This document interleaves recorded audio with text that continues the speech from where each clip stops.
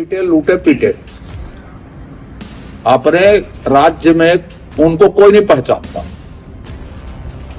तेलंगाना में कांग्रेस कहां पर है भैया, आंध्र में कांग्रेस कहां पर है बताइए, तो हरियाणा में कहां पर है।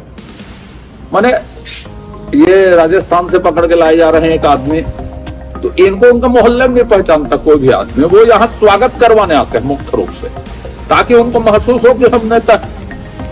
और यदि उनमें योग्यता रहती तो अपने राज्य में जीत लेते, लोकसभा विधानसभा या दूसरी चीजों को। यहां अकल बांटने आ रहे, छत्तीसगढ़ वालों के पास खूब अकल है, समझ रहे हो ना। एक अकेला मोहन मरकाम काफी है यहाँ के लिए, अकेला कांग्रेस को डुबाने के लिए। उसके में यदि कम पड़ गए तो भूपेश बघेल जी काफी,